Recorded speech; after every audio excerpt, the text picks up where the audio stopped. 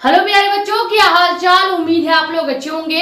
तो आज की इस वीडियो लेक्चर में हम लेने वाले हैं 12th फिजिक्स के चैप्टर नंबर 2 का आखिरी लेक्चर और टोटल 11 लेक्चर में ये आपका चैप्टर आज खत्म हो जाएगा। ठीक है, आज हम बहुत ही सिंपल प्यारा सा छोटा सा डेरिवेशन देखने वाले हैं, जिस डेरिवेशन का नाम क्या है, संधारित्र में संचित ऊर्जा U का डेरिवेशन। यानी हमको क्या करना पड़ेगा, किसी कैपेसिटर में कितनी ऊर्जा कलेक्ट हो रही है उस ऊर्जा U का डेरिवेशन करना होगा। बोर्ड एग्जाम में ये डेरिवेशन बहुत कम पूछा जाता है, लेकिन आपके सिलेबस में अगर है तो ये आपको पढ़ना ही होगा।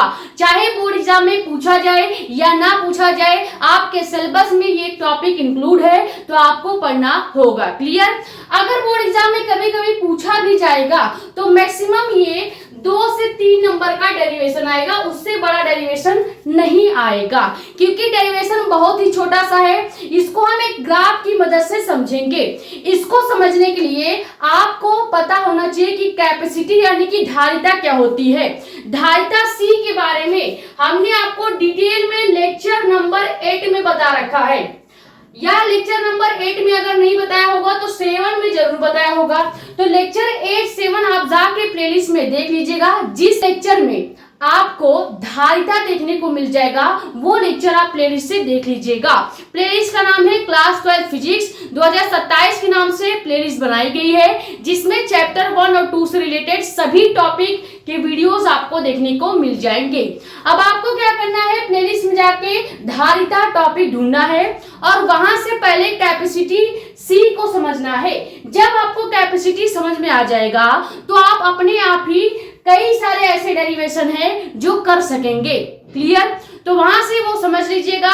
डेरिवेशन को स्टार्ट करते हैं, लेकिन उससे पहले अगर आप हमारे चैनल पर नए हो तो चैनल को सब्सक्राइब कर लेना, ताकि ऐसी ही इंफॉर्मेटिव और बहुत ही डिटेल में फिजिक्स और केमिस्ट्री के लेक्चर्स आपके पास आते रहें। ठीक है, ज्यादा से ज्यादा वीडियो कर दो शेयर, ताकि और भी लोग जुड़ जाएं। बाकी अपने कमेंट्स या डाउट आप यहाँ पे, या हमारा इंस्टाग्राम आईडी भी है मेडिको एस्पिरेंट साक्षी मिश्रा नाम से, वहां पे भी अपने डाउट्स पूछ सकते हैं। ठीक है, सबसे पहले संधारित्र में जब भी ऊर्जा U का मान निकालने को कहेगा तो आप एक ग्राफ बनाएंगे। क्या करेंगे, एक ग्राफ बनाते हैं। मान लिया हमने यहाँ पे एक अक्ष खींच लिया x और x डैश। ठीक है, ये हमने एक लाइन खींच ली जिसका नाम x हो गया और ये हो गया क्या, x डैश। यहां तक समझ में आपको। अब हम क्या करेंगे, एक और लाइन खींच लेते हैं, क्योंकि हमको ग्राफ बनाना है। तो यहाँ पे एक और लाइन खींचेंगे या एक और x बनाएंगे जिसका नाम हो जाएगा y तथा y डैश। यहां तक आपको क्लियर हुआ। हमने एक अक्ष खींचा जिसका नाम x तथा x डैश हो गया, दूसरा अक्ष लेंगे जो कि y और y डैश हो जाएगा। अब हम मान लेते हैं, देखो आपको पता होना चाहिए कि जो भी संधारित्र होता है यानी कैपेसिटर होता है, जब भी हम कैपेसिटर को आवेश यानी कि चार्ज देंगे, जैसे मान लो मैंने यहाँ पे एक कैपेसिटर बना दिया। ठीक है, ये हमने 2 प्लेटें बना दी और 2 प्लेटें समांतर प्लेट जहां पे बन जाती हैं वो एक कैपेसिटर कहलाता है। ठीक है, अब इस कैपेसिटर को जैसे ही हम कोई चार्ज देंगे, कोई आवेश देंगे, तो यहाँ पे अपने आप ही विभव भी जनरेट हो जाएगा। ये संधारित्र की कह लीजिए कि एक प्रकृति ही होती है कि जब भी कैपेसिटर यानी संधारित्र को चार्ज दिया जाता है तो वहां पे अपने आप ही विभव उत्पन्न हो जाता है। लेकिन एक और टॉपिक या एक और पॉइंट आपको याद करना होगा कि जैसे ही कैपेसिटर में हम आवेश की मात्रा को बढ़ाते हैं तो विभव भी अपने आप बढ़ने लगता है, और जब आवेश के बढ़ाने से विभव बढ़ने लगेगा तो इसका मतलब हम कह सकते हैं कि लगने वाला आवेश जो है वो विभव V के समानुपाती होता है। ये चीज आपको याद रखनी है, अभी ग्राफ में इसको हम बताएंगे। क्लियर। अब हम मान लेते हैं कि y और y अक्ष जो है इस कैपेसिटर का यानी संधारित्र का, इस पे हमने आवेश Q की मात्रा को दिखाया है। ठीक है, यानी इस कैपेसिटर का जो y और y डैश अक्ष है ये बता रहा है आवेश Q की मात्रा को, लेकिन वहीं पे x और x डैश जो होगा ये विभव V की मात्रा को बताएगा, क्योंकि अभी हमने आपको बताया कि जब संधारित्र को आवेश दिया जाएगा तो विभव अपने आप उत्पन्न हो जाएगा। इसीलिए पहले हमने आपको ये कॉन्सेप्ट क्लियर किया। अब यहां से हमने क्या किया, मान लिया वाई वाई डैश पे आवेश Q की मात्रा है और x x डैश पे विभव P की मात्रा है। अब अभी हमने आपको बताया कि जो आवेश Q होता है संधारित्र में, ये विभव V के प्रोपोर्शनल होता है, यानी कि समानुपाती होता है। और समानुपाती का मतलब ये होगा कि जितना हम चार्ज बढ़ाएंगे उतना विभव की मात्रा बढ़ती जाएगी। तो अगर हम क्या करें, इसी चीज को, इसी कॉन्सेप्ट को ग्राफ के लिए अप्लाई करेंगे तो क्या होगा, ये सब आपको नोट नहीं करना है। जो नोट करना होगा उसे अभी स्क्रीनशॉट करने का मौका हम आपको देंगे।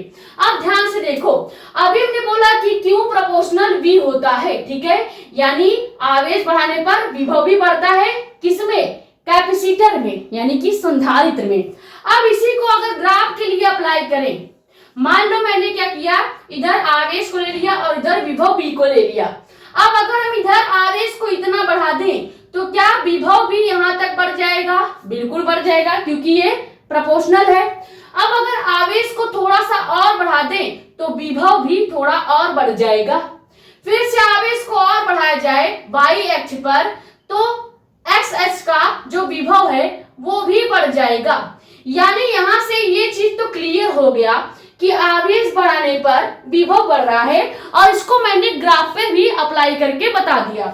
जैसे जैसे हम y अक्ष पे चार्ज की मात्रा को बढ़ा रहे हैं या आवेश की मात्रा को बढ़ा रहे हैं, सेम उसी साइज में उसी तरह विभव V का मात्रा भी बढ़ता जा रहा है। यानी आवेश अगर हम यहां तक बढ़ा दें, यहां तक बढ़ा दें तो इधर से विभव V भी यहां तक पहुंच जाएगा। और यहाँ पे ये जो x और y मिल रहा है, इस पॉइंट को हम ना देंगे पॉइंट O। क्लियर। तो यहाँ पे जो आखिरी बार यानी कि सबसे हाईएस्ट आवेश को जहां तक बढ़ाया गया है और सबसे हाईएस्ट विभव जहां तक बढ़ा गया है, यहाँ पर हम ये चीज ग्राफ में इंक्लूड करेंगे।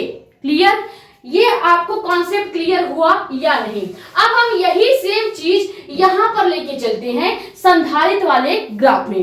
हम मान लेते हैं कि हम y अक्ष पर आवेश को सबसे हाईएस्ट बढ़ा देते हैं। मान लो y अक्ष पर आवेश सबसे ऊपर बढ़ जाए या सबसे ज्यादा बढ़ा दिया जाए तो क्या ये बढ़ के यहां तक आ जाएगा। अब जब y अक्ष पर आवेश Q बढ़ गया है तो विभव भी उतनी मात्रा में बढ़ जाएगा, यानी विभव भी यहां तक बढ़ के आ जाएगा। ये क्लियर हुआ। अब आवेश Q और विभव भी जहां पे मिल रहा है, हम मान लेते हैं ये पॉइंट A पर मिलते हैं, ठीक है। और ये जो विभव B जहां से बढ़ रहा है, इसका नाम दे देते हैं पॉइंट B। क्लियर हो गया। और y अक्ष और x अक्ष का ग्राफ जहां पे टकरा रहा है, उस पॉइंट को नाम दे देंगे पॉइंट O। यहां तक क्लियर हुआ। अब अगर हम इस पॉइंट O और पॉइंट A को मिला दें या इसको मिलाते हुए एक सीधी रेखा खींच दें तो क्या आवेश Q और विभव V के ग्राफ में एक सरल रेखा का निर्माण हो जाएगा। अगर हम इस पॉइंट O को पॉइंट A से मिला दें, यानी एक सीधी रेखा खींच दें, सीधी रेखा का ग्राफ क्या कहलाता है, सरल ग्राफ कहलाता है या सरल रेखा का ग्राफ कहलाता है। क्लियर। तो अगर कोई आपसे पूछ ले कि इस तरह से ग्राफ बना दे और आपको बोल दे कि ग्राफ Q और V यानी आवेश और विभव V के बीच बना है, तो ये ग्राफ कैसा बनेगा, तो आपका जवाब होना चाहिए कि ग्राफ हमेशा सरल रेखा का बनेगा, सिंपल लाइन का बनेगा। सिंपल लाइन का मतलब ये है कि इसके मिड पॉइंट यानी पॉइंट O से सीधे एक सीधी रेखा खींच दीजिए और ये ग्राफ हो जाएगा आवेश Q और विभव V के बीच ग्राफ। ज्यादातर ये क्वेश्चन नीट के एग्जाम में पूछा जाता है। वहां पे आपको ग्राफ बना के, 4 ग्राफ बना के दिया जाएगा और कहेगा कि पहचानिए कौन सा सही ग्राफ आवेश और विभव के बीच का है। क्लियर। तो यहाँ पे सही ग्राफ आप पहचान सकते हैं, आवेश Q और विभव V के बीच हमेशा सरल रेखा का ग्राफ बनता है, जिसको सिंपल लाइन ग्राफ भी बोलते हैं। क्लियर हो गया। ये आपको कॉन्सेप्ट क्लियर हुआ। अब जैसे ही यहाँ पे पॉइंट O और पॉइंट A को मिलाया जाएगा, सिंपल रेखा का ग्राफ बनेगा। तो यहाँ पे अगर आप नोटिस करें, क्या आपको यहाँ पे एक त्रिभुज बनता हुआ दिख रहा है, त्रिभुज बनता हुआ दिख रहा है। जैसे यहाँ पे अगर आप ध्यान से देखें तो यहाँ पे इस तरह से एक ट्रायंगल बन रहा है और ट्रायंगल का नाम हो रहा है ओ ए और बी। क्लियर? ये जो ट्रायंगल यहाँ पे देखिए इस तरह से एक त्रिभुज का निर्माण हो रहा है और ये त्रिभुज ओ ए बी है और इस त्रिभुज का नाम क्या हो जाएगा? समकोण त्रिभुज। समकोण त्रिभुज इसको कहेंगे। तो सबसे पहले जब भी हमें स्थितिज ऊर्जा निकालनी पड़ेगी या वैद्युत स्थितिज ऊर्जा U का मान निकालना होगा तो हम यहां से क्या लिख सकते हैं कि वैद्युत ऊर्जा या वैद्युत स्थितिज ऊर्जा U जो होगा वो बराबर होगा समकोण त्रिभुज OAB के। ये हम लिख सकते हैं। तो पहले इस डायग्राम से रिलेटेड जो भी इंफॉर्मेशन है उसको लिख देते हैं। अच्छा, एक चीज और ध्यान दीजिए, अगर y और y डैश के बीच आवेश की मात्रा Q है तो इधर जस्ट उसके सामने जो A और B पॉइंट बन रहा है इधर भी आवेश Q ही लगेगा। क्लियर? ये आपको याद रखना है, यानी जितना इधर आवेश लगेगा उतना उसके सामने भी त्रिभुज में भी आवेश लगेगा। ये क्लियर हो गया। अब हम क्या लिखेंगे? डायग्राम से रिलेटेड कुछ इंफॉर्मेशन आपको लिखनी होगी। जैसे हम लिखते हैं कि माना किसी संधारित्र की धारिता C है। ये हमको पता है कि कोई भी संधारित्र यानी कि कैपेसिटर होगा तो उसकी कैपेसिटी हमेशा C ही होगी। क्लियर? तो जैसे ही माना किसी संधारित्र की धारिता C है, अगर इसे आवेश Q देने पर, जैसे इसको आवेश Q दिया तो यहाँ पर विभवांतर V भी उत्पन्न हो जाता है। ये आपने लिख लिया। अब हम लिखेंगे कि विभव V व Q के बीच ग्राफ खींचने पर, Q के बीच ग्राफ खींचने पर एक सरल रेखा का ग्राफ बनता है। ये बस इतना ही आपको डायग्राम से रिलेटेड लिखना है। अब यहाँ पे हमने आपको बोला कि डायग्राम में आपको एक त्रिभुज दिखाई दे रहा है OAB, जिसका नाम क्या है? समकोण त्रिभुज। तो डेरिवेशन को करने के लिए सबसे पहले हम क्या लिखेंगे? लिखेंगे कि वैद्युत स्थितिज जो ऊर्जा होगा, वैद्युत स्थितिज ऊर्जा जो होगी वो हमेशा बराबर होगी त्रिभुज OAB के। ठीक है? किसके बराबर होगी? त्रिभुज OAB के, या आप इसे ऐसे भी लिख सकते हैं, क्या लिख सकते हैं? AOB भी लिखा जा सकता है। ठीक है? तो यहाँ पे हमको क्या लेना पड़ेगा? इस त्रिभुज का पहले क्षेत्रफल निकालना पड़ेगा। तो यहाँ पे पूरा क्या लिखेंगे कि वैद्युत स्थितिज ऊर्जा बराबर किसके है? त्रिभुज AOB के क्षेत्रफल के। ठीक है? के क्षेत्रफल के बराबर है। ये फॉर्मूला हम लगाएंगे। अब ध्यान से देखिएगा, वैद्युत स्थितिज ऊर्जा को हम रिप्रेजेंट करते हैं किससे? कैपिटल U से। तो यहां से अगर वैद्युत स्थितिज ऊर्जा को हम लिखें तो यहां पे हम लिख सकते हैं क्या? कैपिटल U लिख सकते हैं। और इसके बराबर में हमको दिया गया है त्रिभुज AOB का क्षेत्रफल। अभी हमने क्या बोला कि त्रिभुज AOB क्या है? समकोण त्रिभुज है और समकोण त्रिभुज के क्षेत्रफल का फॉर्मूला आपको याद होना चाहिए। अगर हम आपको समकोण त्रिभुज के क्षेत्रफल का फॉर्मूला बताएं, सबसे पहले यहां पे हम लिख सकते हैं क्या? लिखेंगे कि समकोण त्रिभुज के क्षेत्रफल का फॉर्मूला। ठीक है? तो इसका फॉर्मूला क्या होता है? 1/2 आधार गुणे ऊंचाई। ठीक है? आधार गुणे ऊंचाई इसका फॉर्मूला होता है। अगर इसी फॉर्मूले को त्रिभुज के लिए लगाया जाए या यहाँ पे त्रिभुज AOB के लिए लगाया जाए तो हम क्या लिख सकते हैं कि वैद्युत स्थितिज ऊर्जा U जो है वो बराबर हो जाएगी किसके? 1/2 इंटू आधार गुणे ऊंचाई के बराबर हो जाएगी। यहां से हम एक फॉर्मूला बना सकते हैं। अब अगर आपका ये सवाल है कि ये फॉर्मूला कहां से आया, तो हमने पहले ही बता दिया। यहाँ पे एक त्रिभुज का निर्माण हो रहा है ग्राफ में, जो कि है OAB, और वो दिख कैसे रहा है? समकोण त्रिभुज के जैसा दिख रहा है। और समकोण त्रिभुज का क्षेत्रफल जब हम निकालेंगे, क्योंकि हमें अगर वैद्युत स्थितिज ऊर्जा चाहिए तो हमें त्रिभुज का क्षेत्रफल निकालना पड़ेगा। तो यहां से त्रिभुज के क्षेत्रफल का फॉर्मूला हो जाएगा 1/2 इंटू आधार गुणे ऊंचाई। तो यहां से फॉर्मूला क्या बन जाएगा, वैद्युत स्थितिज ऊर्जा का फॉर्मूला बनेगा U इक्वल टू 1/2 इंटू आधार इंटू ऊंचाई। यहां तक क्लियर हो गया। अब पहले यहां तक स्क्रीनशॉट कीजिए, फिर आगे हम आपको बताते हैं, क्योंकि आगे हमें इसको डायग्राम को फिर से बनाना पड़ेगा और आपको डिटेल में बताना है।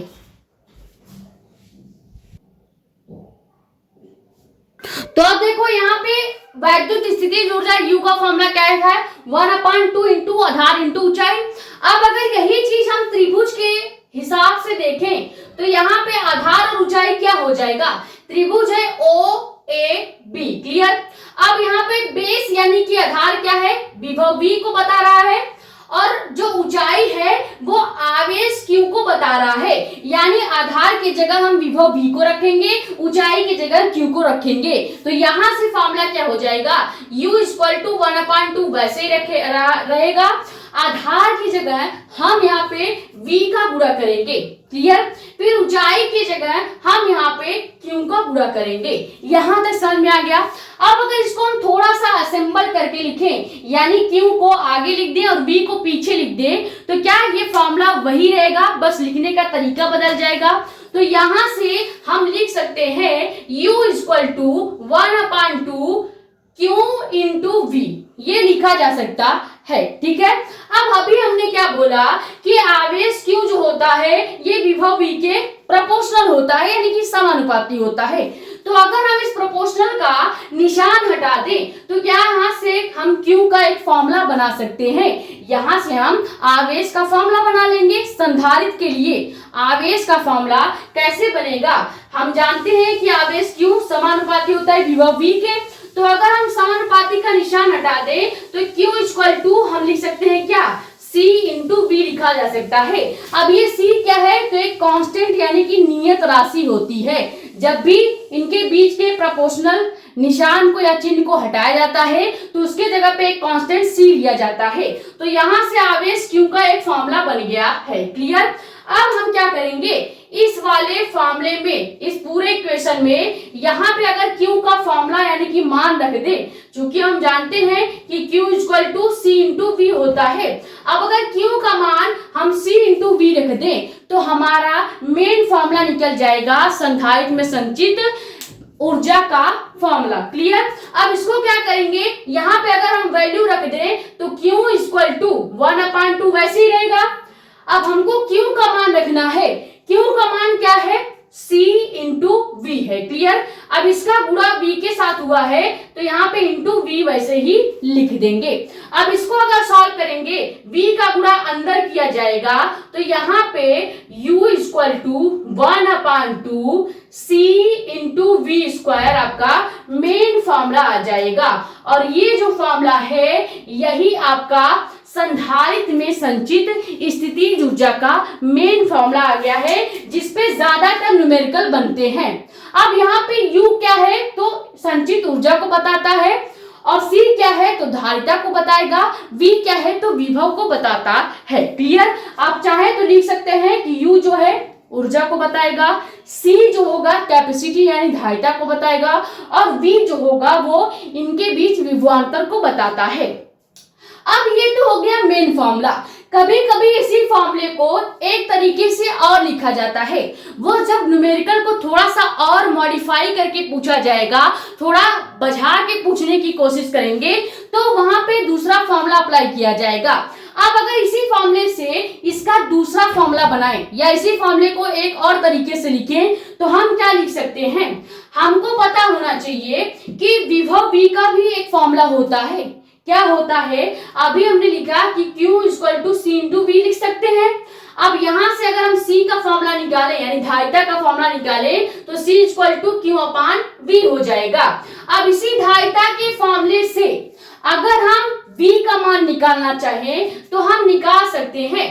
धारिता के फॉर्मूले से V का मान क्या हो जाएगा, यहाँ पे निकालते हैं। देखो धारिता के फॉर्मूले से V का मान जब निकालेंगे तो हम V इक्वल टू लिख सकते हैं Q/C, यानी कि विभव V की जगह हम अगर Q/C रखेंगे तो ये फॉर्मूला एक तरीके से और लिखा जा सकता है, क्लियर। यहां तक पहले आपको क्लियर हुआ।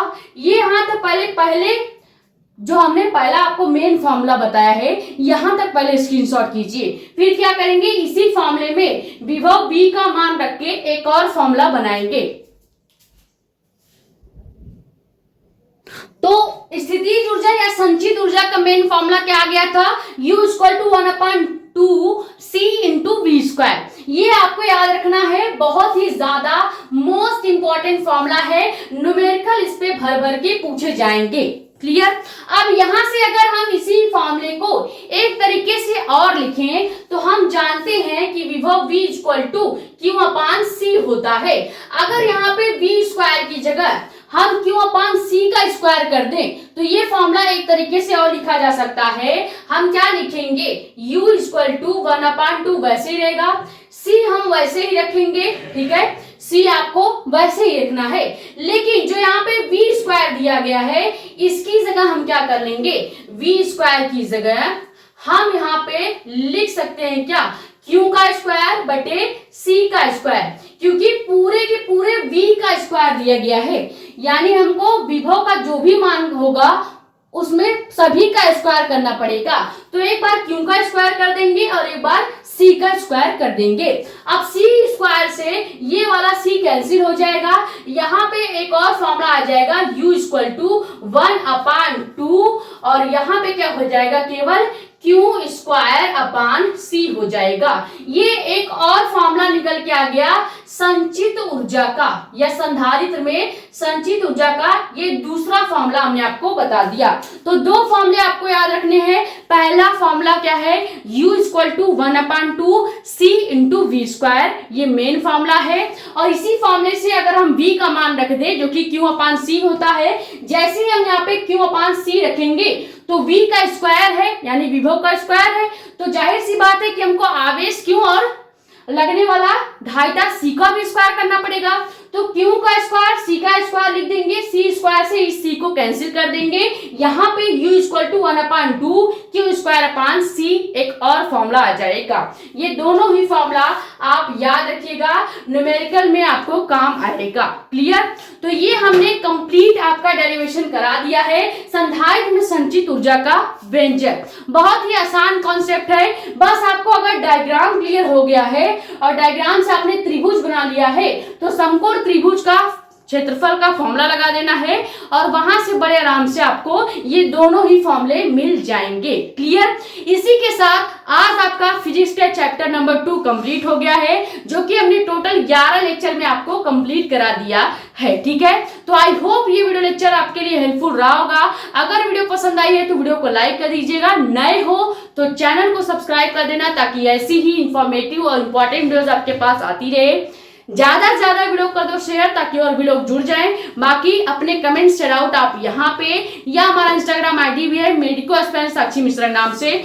वहां पे भी अपने डाउट्स पूछ सकते हैं। वैसे आपका डाउट बचना तो नहीं चाहिए क्योंकि हमने बहुत ही डिटेल में आपको समझाने की कोशिश की है।